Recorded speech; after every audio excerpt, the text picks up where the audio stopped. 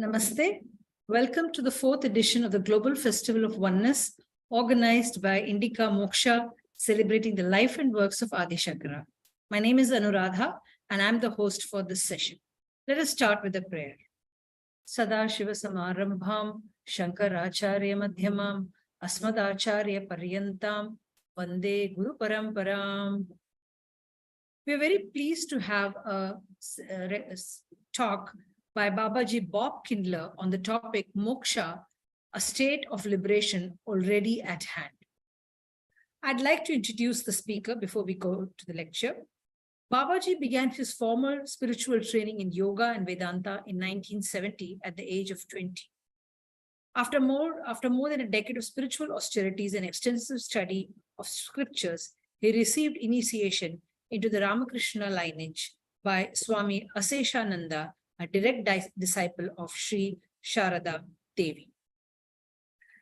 Babaji's emergence as a teacher of Sanatana Dharma occurred naturally with the creation of Jai Ma Music, an acclaimed sacred arts ensemble that he founded in 1980 as a vehicle for the exalted teachings of India through wisdom-oriented devotional music.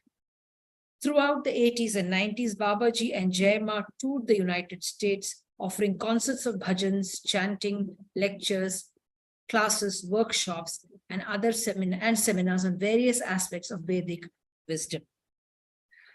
Babaji's approach as a spiritual teacher blends a traditional non-compromising foundation with personal realization, devotion to Guru, and scriptures. As a spiritual director of the independent SRV associations, formed in 1993, Babaji visits the centers approximately 3 times a year and leads up to 4 retreats throughout the year in various locations. In addition to composing over 25 albums of devotional and instrumental music, Babaji has authored many spiritual books. His published titles include Jnana Mantra, The Wisdom Particle, Swami Vivekananda's Vijnana Gita, Shri Sharada Vijnana Gita, 24 aspects of Mother Kali. We're very pleased to have this session with us. Unfortunately, Babaji was not able to come in person. He sent a video recording, and please, we will listen to it now.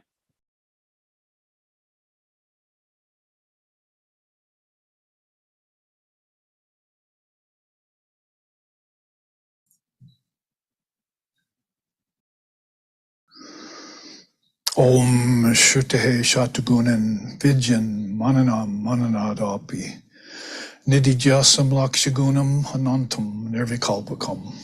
Om Shantihi Shantihi Shantihi. Hearing about Brahman is good. Taking teachings on Brahman is better. Better still is meditating directly upon Brahman.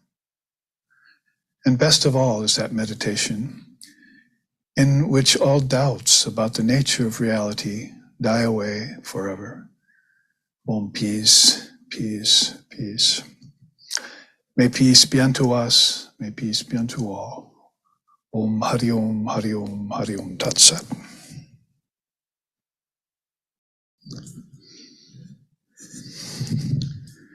Namaste, greetings, welcome to everyone who is looking on to this pre-recorded session, which is being recorded for the 2023 Global Festival of Oneness, organized by Indica Moksha, also known as Advaita Academy. And I'm very fortunate to be able to appear for a 3rd time, I believe, in this wonderful festival of oneness, which celebrates great beings like Shankara and other illumined souls of India who champion this wonderful non-dual philosophy we call Advaita. And my subject today that I've selected is called Moksha, a state already at hand. It's actually a statement that Shankara made in the Vivekachudamani when he was trying to explain the nature of ultimate freedom, of transcendent reality, of Brahman, It's a word we use. And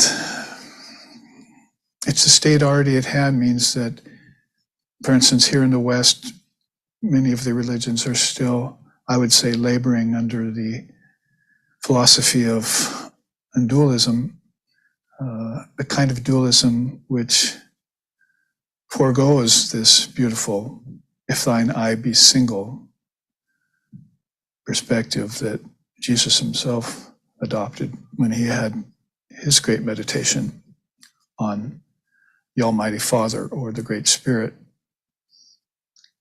and came out of the wilderness, much like Buddha and others, declaring this oneness to be identical with the self. And it puts me in mind of that beautiful poem by Swami Vivekananda, where he quotes so many beautiful verses, where he says, thy hand is the only hand that holds the rope that drags thee on. So it's this dualistic look at things which we are putting in front of this beautiful, clear vision of non-duality, which makes it seem like freedom is somehow far off from us, or that imperfection is not the true nature of the self. When you read beings like Shankara and his gurus, like Bhagavadpada, obviously a fully illumined soul, then you come to understand their unique perspective and why they're putting that forward. And we probably have seen that same state of not two-ness, as Zen might call it, or oneness, exemplified in Sri Ramakrishna and Swami Vivekananda too.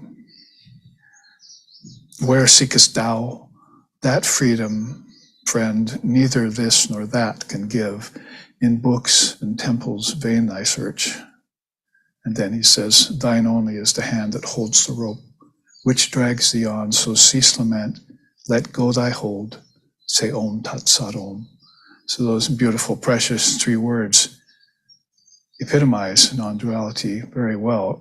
Putting it in English for audiences which are looking on, with seekers who are listening in from both America and India, or East and West, is very important to this day and age, that this message of non-duality gets, number one, presented at all, and number two, presented without compromise, as there are, according to even Swami Vivekananda, when he was here in 1893 in the West, there are beings who will unfortunately misrepresent it and start thinking in terms of something that happens over time, or something that happens inside of the warp and woof of evolution, for instance. So both in the West here, and though I'm speaking to the Indian people here in this presentation, in the West we've been laboring, as I say, under that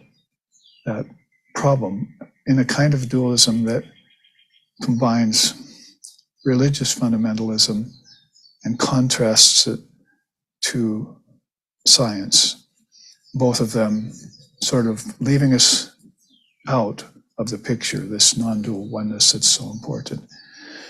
So a state that's already at hand is what Shankara said, and that was some 12, 13 centuries ago when he was speaking about this.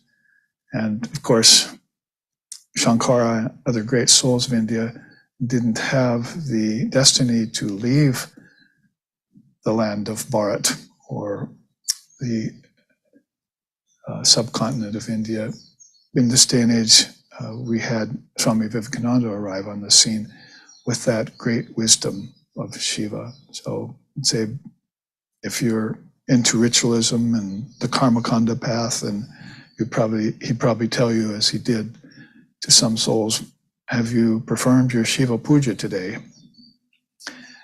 But if you were a non-dualist and you were seeking that freedom, which is beyond the beyond, that is what Lord Buddha referred to when he talked about nirvana and so forth, then he'd probably tell you, have you dissolved your mind yet today? Have you done that practice wherein you are dissolving the mind back to the soul. Because I would say it's, to put it very simply, it's rather the apt and final conclusion of Advaita, that the mind, everything has come from the mind, and the mind exists within the Atman. The Atman is that witness that's looking on to all the mind's projections or sankalpas via this uprising of vrittis, according to the father of yoga, chitta vrittis, the thinking process. And so you could approach it from that more ultimate standpoint and say there is this Atman, all-pervading, existing everywhere and in everything, equal in quality and quantity, unchanging and eternal. And inside of that boundless expanse of pure conscious awareness, then the mind in its three levels exists: cosmic, like the Trinity; collective, like all beings, including ancestors and devas and devis, and then the individuals that exist here in the ancestor realm and on earth, in the Bur Loka, it's called. So this mind vibrates. When it does vibrate, if it vibrates in a very refined way, the vibration is smooth and is informed by the illumined intelligence, the buddhi, then the projection of things from the mind is very beautiful, like the higher lokas, like the higher worlds. But if the mind starts vibrating in a way that's uneven, spiked, and dull, that is, it falls into what we call rajas and tamas, the gunas, but what Shankara talks about is the three gunas. Then you get this projection that's filled with ignorance and suffering and darkness. And how does that come about? Through the three states of waking, dreaming, and deep sleep. So you see what I'm sort of trying to build here is a picture for this all-expansive Atman, which is Brahman. Then the mind inside of that, the vibrations coming off the mind via the word, Om, those vibrations trickling down and out, as it were, and some of them remaining very refined and vibrating in a way which allows the soul to remain free and return to the source. Other thoughts becoming grosser, denser, and beginning to form material objects at the level of gross thinking of billions of souls.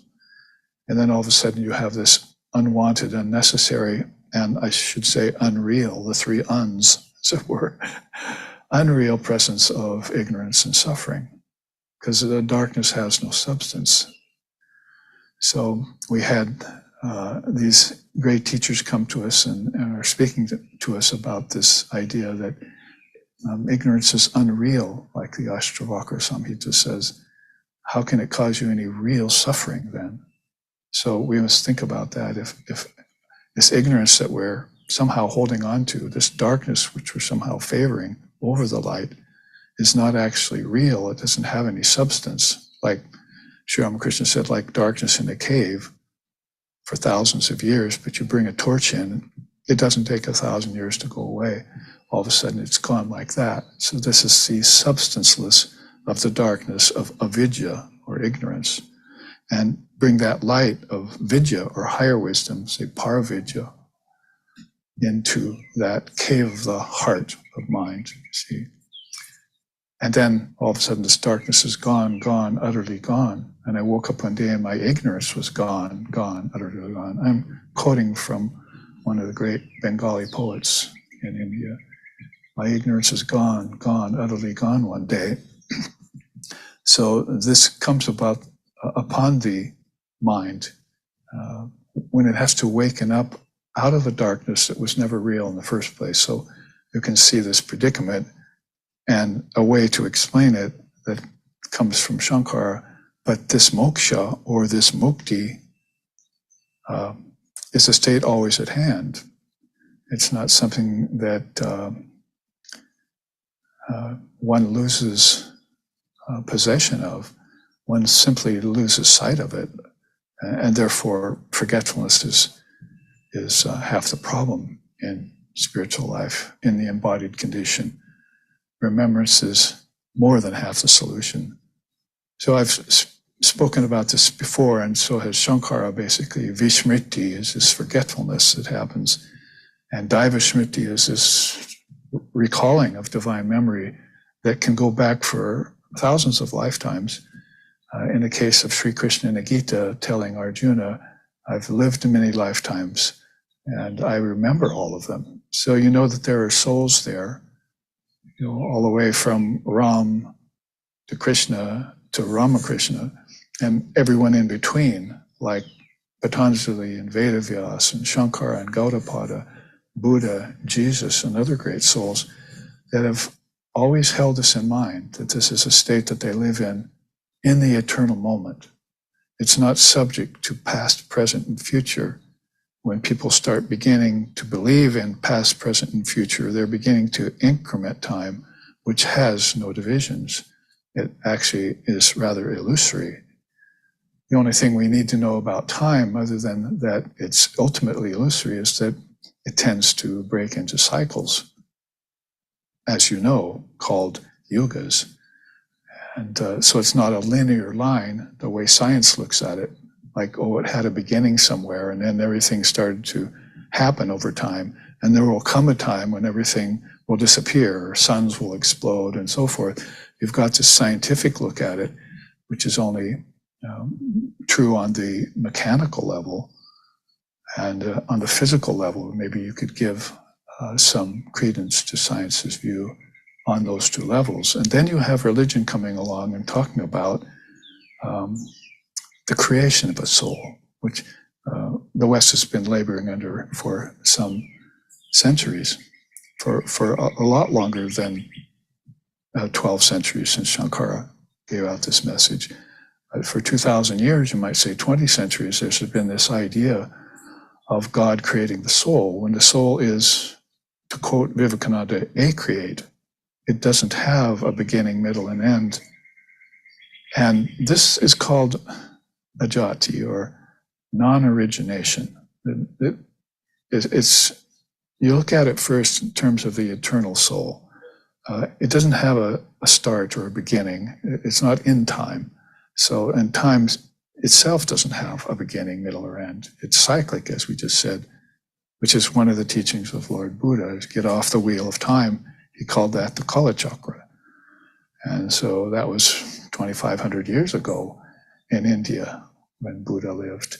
So he's back then aware of this problem of considering time to be, falsely considering time to be actual or real. And then since then, the West thinking it to be linear, when at least Buddha saw that it was cyclical and you could get off of it and witness it from a distance. So, tam vyachatmani tam vyacham, buddhau diyam yachacha buddhi sakshini, tam chapi purnatmani nirvikalpe vilapyashantim paramam bhajasva, Shankara says in the Vivekachudamani. It means basically is that you should take these words, all these words, meanings, objects, and everything, and you should take them back and join them to the mind where they came from. And then you should take that mind and those thoughts and words that are in it. And we know it's all inside the Atman as we've just described it. The Atman's witnessing the mind doing all this. But you have to go back and involve it, you see, back in stages. So you take this mind with all its words and thoughts, you involve it back to Buddhau Dhyam, into the intellect. That intellect leaves you in an intellectual frame of reference with nowhere to go. And science is finding that out. Scholars are finding that out. Intellectuals finding that out and not coming away with any satisfactory answer and no enlightenment, no jivan mukta, as Shankara would say. So in order to produce, no jivan mukti, I should say, in order to produce a jivan mukta, then we're going to have to get beyond this intellectual frame of reference. So buddhau dhyam gacha cha buddhi sakshini. Sakshi is a witness. So where do you put this intellect? You take it back to the witness, which are the first signs that this mind exists inside the Atman. All levels of it, even the Trinity, Brahma, Vishnu, Shiva, exist inside of this expansive, eternal, unmoving, undying, timeless, spaceless, ultimately nameless and formless Brahman. And the Atman is that witness, is the connection to the mind. So the mind is going back, take that intellect, dissolve it back into the witness of all things, Sakshi Bhutam, right?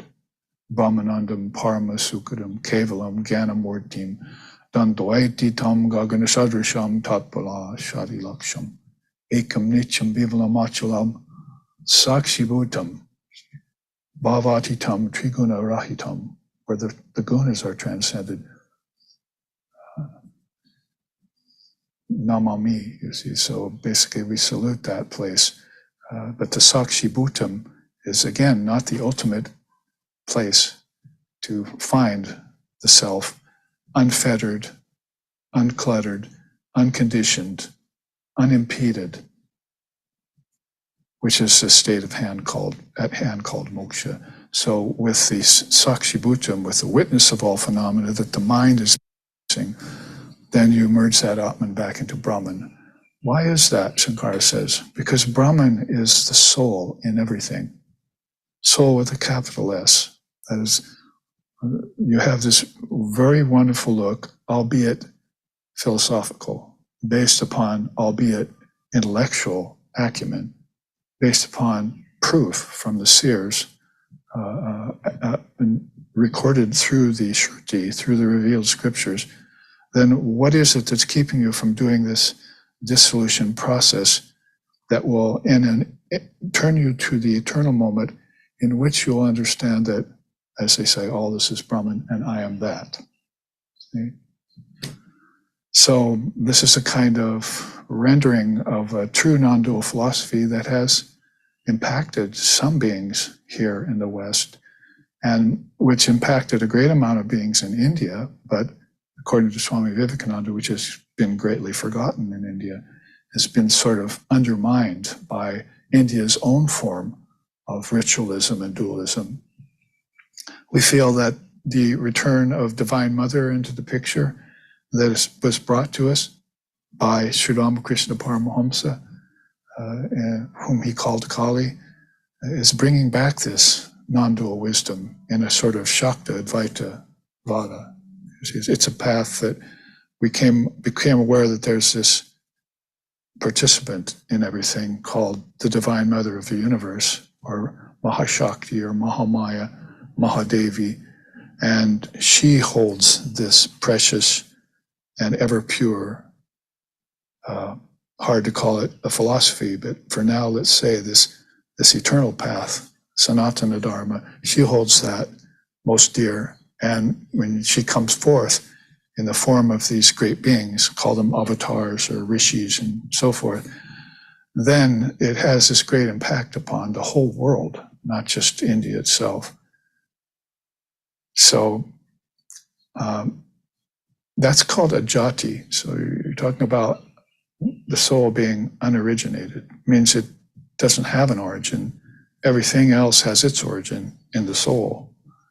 So Vivekananda would say something beautiful like, you're not born in the world. The world is born in you. The world is a thought on the parts of billions of people. It's a projection. And this projection is like a sun's ray that casts light on something and reveals it. It's not like it comes out of nowhere and is created out of nothing and reveals something. So you can't get something out of nothing, the Advaitins would say. There was something there in the beginning, and that something will have to be called a capital S something. That is, everything springs off of the breast of Brahman, like waves come off of an ocean. And the ocean doesn't change thereby. It remains a vast expanse, deep in its depths, free of movement, And when you start speaking like this and you start doing the best job that you possibly can, that the Indian rishis possibly could, to try and describe the indescribable Brahman, to try and explain the inexplicable Maya that's like it, within it. Like Sri Ramakrishna said, Maya's like poison in the snake. You can't just say Maya came out of nowhere and goes nowhere. This has to have a source too. It rises and then it falls inside of Brahman, just like poison exists in the snake. But the snake can carry that poison everywhere without being affected. We have to be like that too. We have to know that this Maya, that we are never in Maya, but it's Maya that's in us, and we have to get rid of it. I'm quoting Vivekananda there when I say that. And I should also read a few other quotes. Part of my classes, as you know, are presented from some 386 charts that I've created, Dharma charts, teaching charts, so that people can get the visual along with the audible. So let's look at one of them here. It's called Ajati, because this is that word that's so important to Advaita Vedanta, non-origination, explained best by Shankara's guru's guru, Gaudapada. And he talks about everything. And I must continue here, not just the soul is a-create, everything is a-create. You cannot find the beginning to anything, because it's a projection that rises and falls all the time. So it comes down to a matter of whether it's appearing or whether it's not appearing, whether it's vibrating or whether it's non-vibrating, whether it's with form or whether it abandons form. So these are these higher dualities that the avid spiritual seeker will take up and think about. Pleasure, pain, virtue, vice, happiness, sorrow. We've had enough of those. So these great thinkers, they want to go towards what is form and formlessness, and where from did this bondage and liberation come from, and why can't I think it away? Why can't I neutralize it? Because the seers were telling me this is an ignorance and a darkness that never had a foundation at all. When it rises, it's like this dense vibration that it's beneath the soul to even consider. It's always at a high level of realization, speculating on the teachings and so forth. So to look into these great subtlemost dualities is very, very much a part of the Advaita Vedanta sadhana that the avid seeker of non-duality in this day and age wants to take on. There is a kind of practice that once you've heard this truth, you're able to retain it, keep it, and then bring it back full circle, back into life. Like Shravana, Manana, Nididhyasana style, or Shruti, Yukti, Anubhava style, as Shankara says.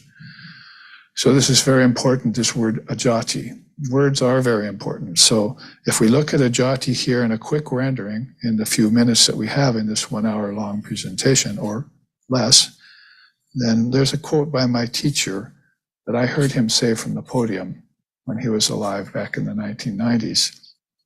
That is the podium of the Vedanta Society here in the West, in America. So here's a beautiful thing he said when he was talking about non-origination, because he used to open up his talk saying, I salute Gaudapada, because he was a fully illumined soul. See? So he really liked what he read in the Karaka about the Mandukya Upanishad, for instance, and he studied that, meditated deeply upon it, and was able to present it to some of us who were young Westerners at the time, who were coming to that Vedanta Society and listening into this perennial wisdom of India, which needs to be brought back in full. Don't label it obsolete. Don't label it ancient or old or not useful anymore. It's always and ever has been the only most useful thing in existence, is this realization of Advaita, non-duality. So he says here, quote, Atman, the indivisible soul of mankind is unborn. Another word you could use in English for Ajati. It does not pass in and out of existence. It is existence. This truth is discovered in consciousness as an eternal verity. This is not a matter of going inside or outside. The infinite Brahman can never be realized through the finite universe.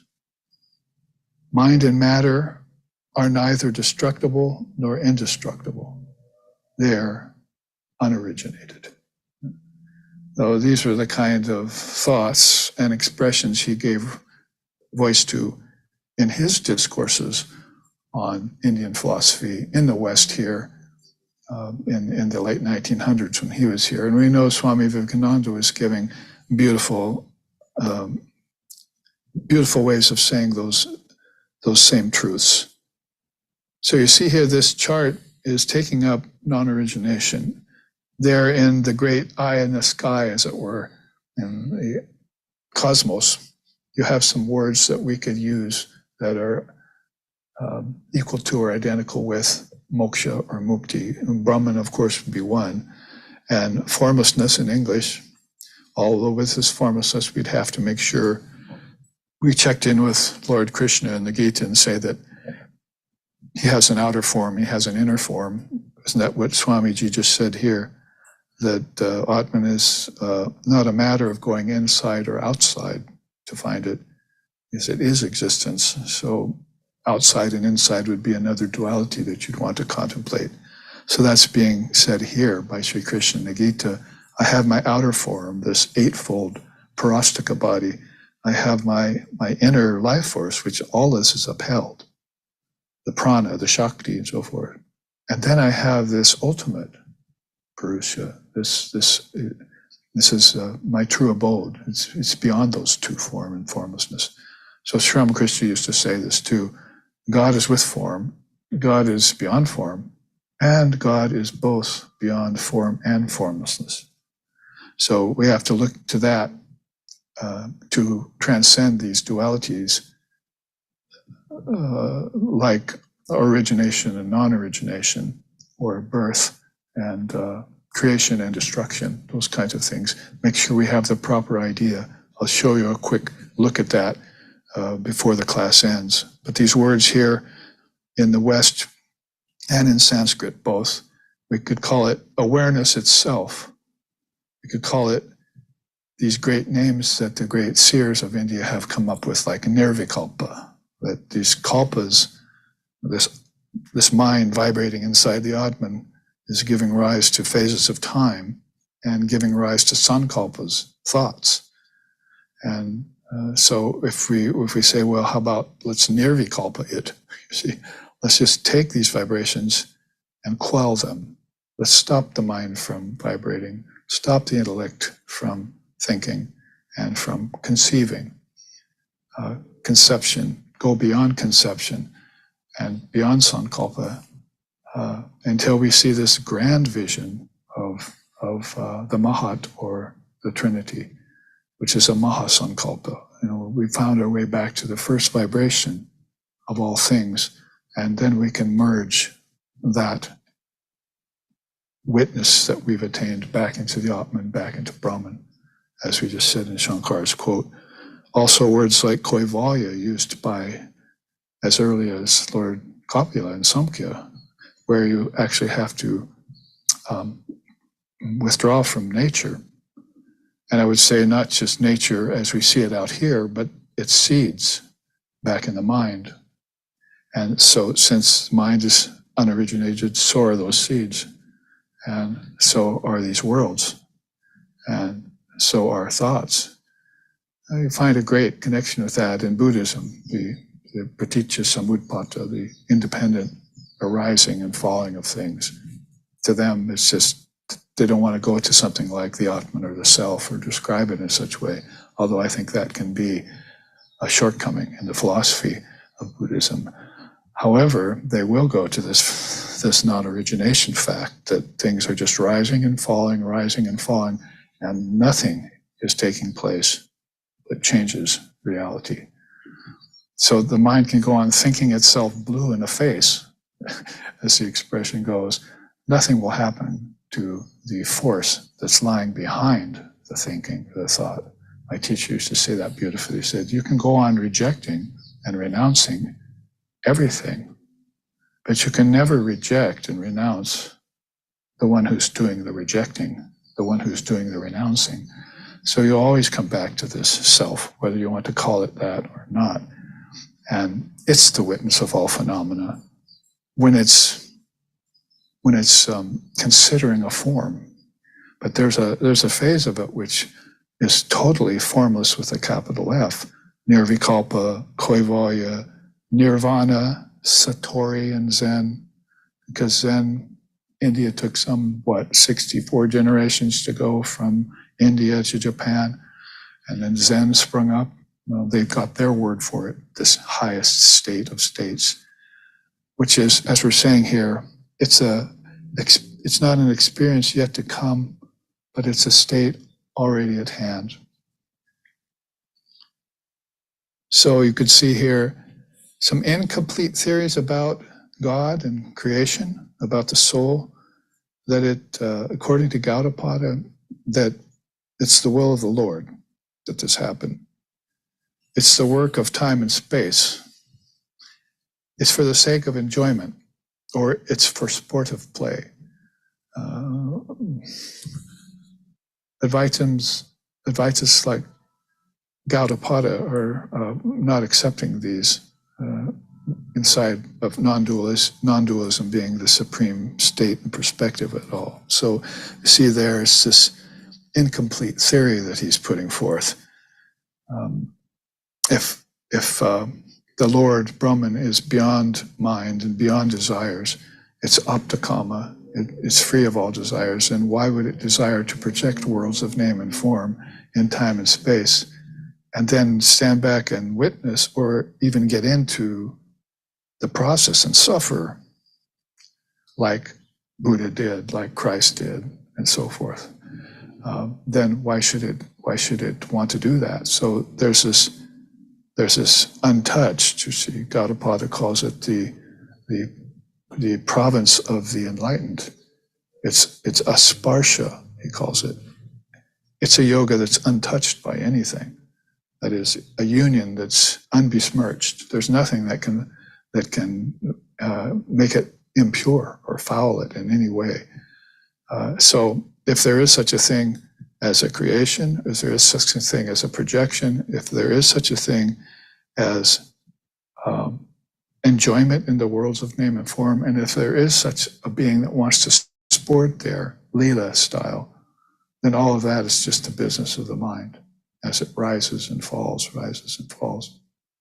and makes no never mind and no difference to this state of moksha that's always at hand.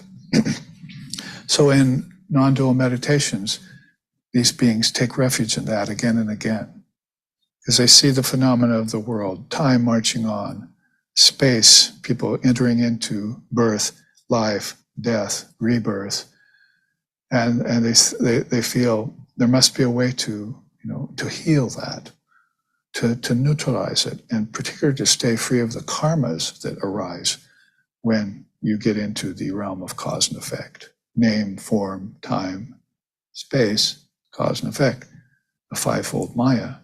That's how Vivekananda defined Maya when he was here. What's the truth about the soul and about creation? Because remember, we're talking about there is no creation. It's acreate. Everything is acreate. Everything is unoriginated. It doesn't have a beginning, middle, and end. It doesn't have a birth and a death. You'd say, well, why don't we refer to Shankara himself when he sings that, when he says, Namrichor Nashanka Name Jati Beda Pitanaiva Menaiva Matana Janma Nabandur Namitram Guru Naiva Chidananda Rupa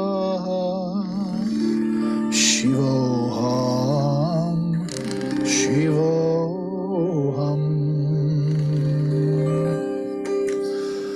Om.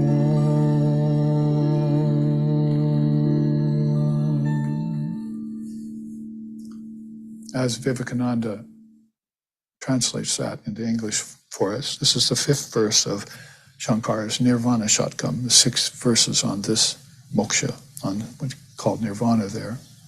He says, death nor fear I have none, nor any distinction of caste. Neither father nor mother, not even a birth have I. Neither friend nor comrade, neither disciple nor guru. I am pure consciousness and bliss. I am Shiva. I am Shiva. One of the 6 verses of the Nirvana Shatkam, so beautiful. It says, I have no death. Why is that? Because I was never born. It's nice to turn this backward in time, look at it from the backside. So let's start with our death instead of with our birth, because then we're beginning to make time our slave instead of being the slave of time. So he says, well, I'm looking forward to my death. I mean, I'm looking forward in time, not necessarily looking forward to dying, although some people could even say that. So looking forward to that moment of passing from this body under the Advaitic microscope of saying that I was never born, so that death cannot be real. I'm just unoriginated, you see. There's neither creation nor destruction for the Atman, neither birth nor death. So you're reducing everything, maybe philosophically at first, to this one eternal moment, but then you're meditating on that eternal moment, and you're realizing more and more that it is the truth. And that because that truth has been realized, you've been living in various versions of the non-truth for a long time. This world has been in the throes of fundamentalism, religions that go to war, kill people that kill each other. They go contrary to the law of ahimsa, which is so important to beings, and particularly in India, Jainism and Buddhism and Hinduism. So all of these things are to be taken up and considered in that way, in the Advaitic way. So what you can personalize this and not just leave it in the halls of philosophy or in the minds of the rishis alone, like in books and temples, vain thy search. You could bring it right here and right now into your practice, your Advaita Vedanta sadhana, and reduce everything to that eternal moment. If you have to merge all words back to the mind, to the intellect, to the witness, to the Atman, to the Brahman, then do that in one meditation and do it again tomorrow and the next day until you're holding this non-dual perspective, and all the habits that you've formed, habits in your thinking process called conditionings of the mind, begin to weaken, because you're taking water away from those weeds and you're giving it to the flowers. That's called pratipaksha bhavanam, we know, in the Vedantic tradition. And the more you can sustain this and keep it going, the less and less this darkness of ignorance will seem real to you. And pretty soon, it won't even matter that maybe for lifetimes you've been living in skewed or misconceived versions of the truth. And now you have Satyam, the real truth, before you. The Sat Chidananda is now here within me. Where else would it be? It's always been here, because there was never any time when it was born. There's never any time when it dies. Swamiji said that very perfectly. One of my favorite of his sayings is said, where's the time when the soul will come and go? You see, when all of time is in the soul, and where's the space that the soul will come and go to when all of space is in the soul? So time and space are concepts in the mind, and they're held there, but the mind is held inside the timeless, birthless, deathless worldless, spaceless Atman. And that's pure conscious awareness you're talking about there. That's Vilapyashantim Paramam Rajasva, as I just chanted. Vilapyashantim means eternal peace. That describes this boundless expanse of awareness. And also Paramam Bhajasva, so this supreme bliss that comes upon you. Vilapyashantim Paramam Bhajasva, very beautiful way of Shankara putting this state that's always at hand. So Gaudapada goes on to say, that is Shankara's guru's guru, we think, that consciousness is unborn, it is free of sleep, it is devoid of dreams, it is free of names and forms, it is spontaneous, immediate, it is omniscient, it is free of conceptualization, it is intense concentration without end. So intense concentration without end, free of conceptions, means that conceptions are the business of the mind and Maya. And so the Atman, it pre-exists this. There's another way of looking at it, that anterior to life and mind is this Atman. That's in the Mundaka Upanishad. Anterior to life and mind is the Atman. Anterior means before. So you think about, gee, before my life and before I could think, even if we're talking about thinking being a property of the brain, when actually in Vedanta you're talking about it being a property of the mind, not the brain, you make the separation between the body and the soul, don't you? Well, you should also make a separation between the body, the brain in the body, and the mind in the Atman. And then think more towards this mind in the Atman and how it's giving rise and falling, giving rise and falling to the waves of the seven worlds, of the seven chakras, of the seven stages of knowledge, and all of these beautiful systems which have come out of India's darshanas. In the remaining time, I wanted to give you a quick rundown of this chart, which I might have used a couple of years ago in this same Divine Light series that we're in, and just to give you a quick look at it and bring this to a close, because this says it, and this is the what I've come forth with, that the Ramakrishna order has sort of concluded and condensed about this beautiful word moksha, or mukti if you prefer, and put it all down in this study. See, so we know what Ajati really means, how Vivekananda came and said, "Acreate." You know, you've been living under this idea that everything's created, including the soul, but everything is acreate. It's unoriginated. It just rises and falls, and the soul witnesses it. Just put it as perfectly and as purely and as preciously as we can, so that we can contemplate it like that. Well, let's give the Abhidut some credit, because on Sunday we were here singing some of his 40 verses out of the Abhidutta Gita, and we continue to do that on Sundays. When he said, the soul is not purified by the sixth limb yoga, nor is it made pure by the destruction of the mind's waves. Neither is it rendered pure by bowing at the Guru's feet. The soul is pure by its very nature. So this is where one of these tenets or principles on this chart is introduced, you see. It's not by purification or by practice that the soul becomes pure. It's already pure. So you're doing your purification of body, senses, mind, energy, right? For the sake of the mind, to clear that so it can see the witness that's looking on to it. So it's not like you would want to conclude here is that I don't need a guru, or I don't need to do practice, or I don't need to go study the six-limb yoga. That's not what's being said, and people are actually engaging in some misinterpretations like that in the name of sort of a pseudo-Advaita that's going on. Basically, you have to know that all these things are very precious for the mind.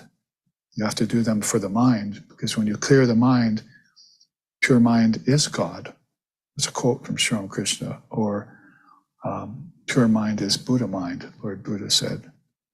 So this is very important to know about this. So you can see here, mukti is not a liberation from bondage. It's not freedom that's produced or generated from somewhere else. It's not the result of evolution, development, or transformation. It's not something to be attained in the future or that was lost in the past. It's not something to be realized via purification, as we just said. It is, in itself, pure, perfect, and non-dual by its very nature, unoriginated. So I'm saying that our time has run out for this particular presentation of Shankara and Gaudapad's beautiful Advaita Vedanta that we should go on studying deeply, and so that we come to a final conclusion of our own for our personal practice and our personal realization, understand these great precepts of the Advaita Vedanta that's so precious to India, and should become that way also to all the worlds. So here, end with a chant and move on in our festival of oneness.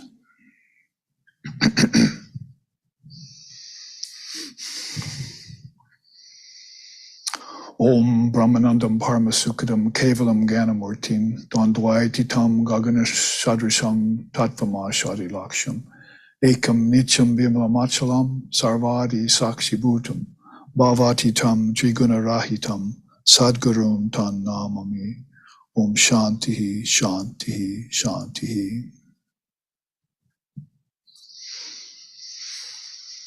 Om Yato Vachani Vartante Aprapya Manasa Saha Ananda Brahmana Vidvan Nabibeti Kutas Chaneti. That Brahman, indivisible and unoriginated, from which mind and speech fall back in awe, unable to express it or verbalize it or conceive of it. The one who realizes the bliss of that non-dual Brahman destroys doubt and fear forevermore. So say the wise, and so it is. Om, peace, peace, peace. Peace be unto us, peace be unto all. Om Hari Om, Hari Om, Hari Om Tat Sat.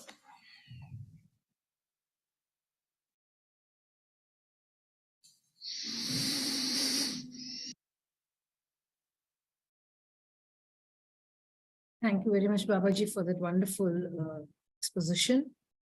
Viewers, we are unable to take any questions in this session because it's a video recording. We have many more such sessions, and tomorrow at 7 a.m. India time, we have the talk. A dialogue from Maitri Brahmana by Dr. K.S. Maheshwaran Nambudri. So see you tomorrow. Thank you and good night.